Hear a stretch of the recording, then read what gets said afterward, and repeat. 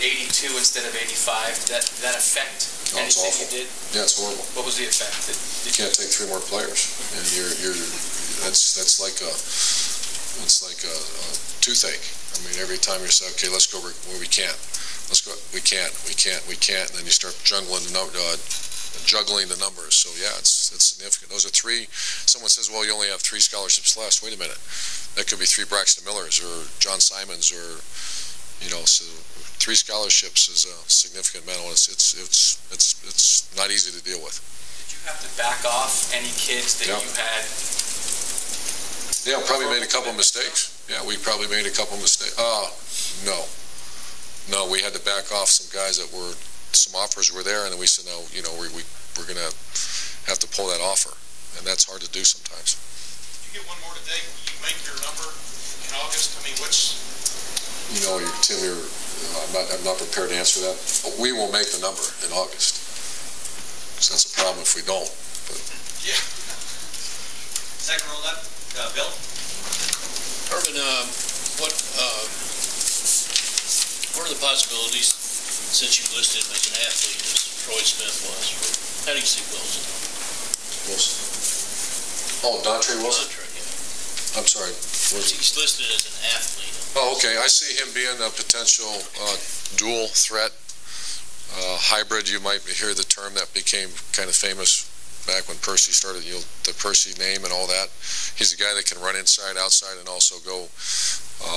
He had, I want to say, is Tom in here? I saw him, 46 catches or something. He had 700 yards receiving, and he had, I think, 1,800 yards rushing. So there's not many people in the country can do that. That was most appealing to me when I saw that, along with the 20.800 200 meters. So that's a very unusual athlete.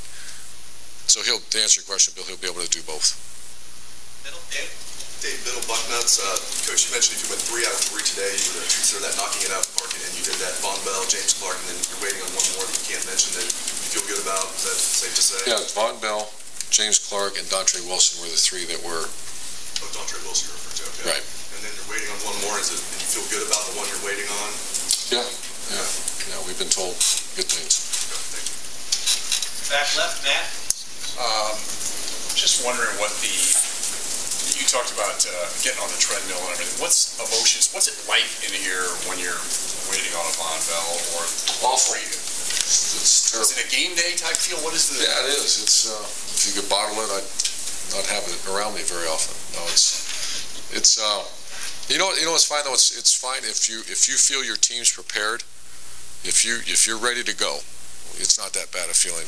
It's just sitting in the locker room getting ready to go play. It's that when you're not quite sure. Did we cover this? Is this group prepared? Is this guy prepared? Did we cover this?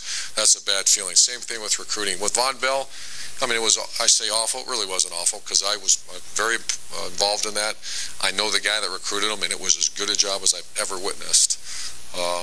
And it was good people you're dealing with. So if he would have called me and said, you know what, I'm going here, I said, I love you, I wish you well, because you've got a great family and you're going to have a great life. And it was none nonsense going on. If we all have a million stories about where we think there's, things that shouldn't be going on, and you're not being honest, or people aren't being honest with you.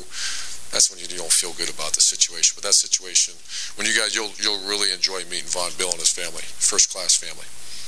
Marshall, he's one kid that had waited.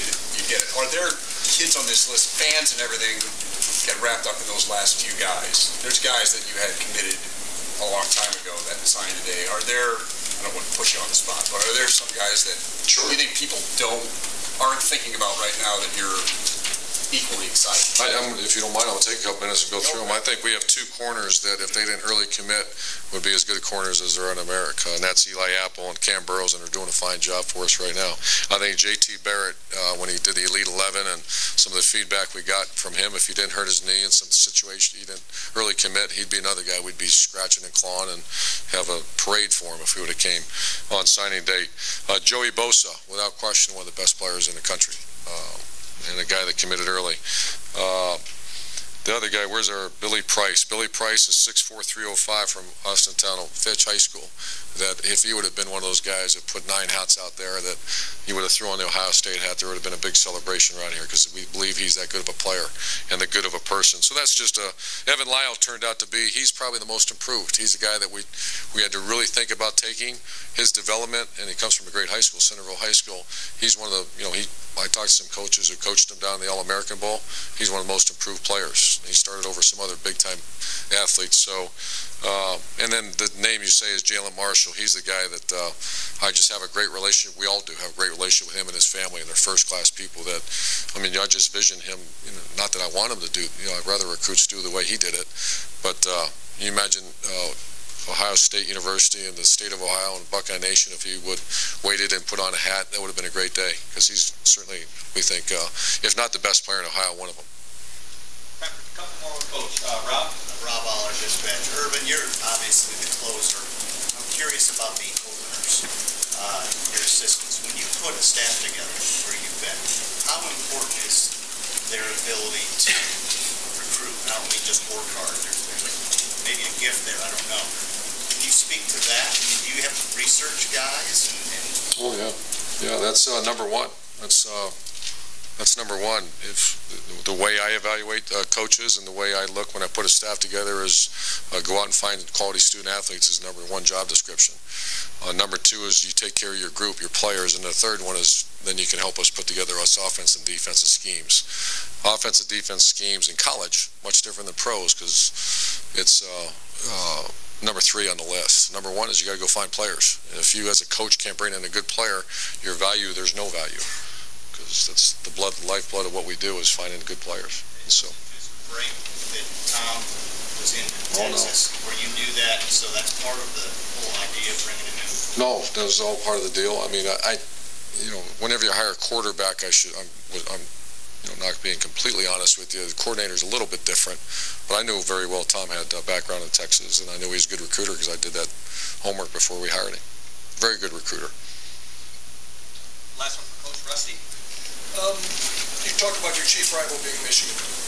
They got 9 guys out of Ohio. Are they coming in to challenge you as much as? Well, they've always come down here. Also lately, perhaps with COVID. I haven't been here, but I understand that. I asked that same question. They've always been. That school's always had great Ohio players on there. A couple Heisman Trophy winner too. So, yeah, they've 2. Yeah, so they've always. Ohio's. It's not just them. Everyone's you're gonna come to Ohio to get great players. There's well-coached players in America in the state of Ohio. It's old-fashioned football. It's old-fashioned coaching. And the one thing I love about the players in the state of Ohio, the respect factor is there, in my opinion, is greater than any state in the country, where the high school coach is still in charge of the program. When you go meet with a player in Ohio, you're going to meet with his high school coach. And you can't say that about all the states across the country. And that's my favorite part about recruiting the state of Ohio. Thanks, guys. Very much. Bring Adam up with Coach Herman.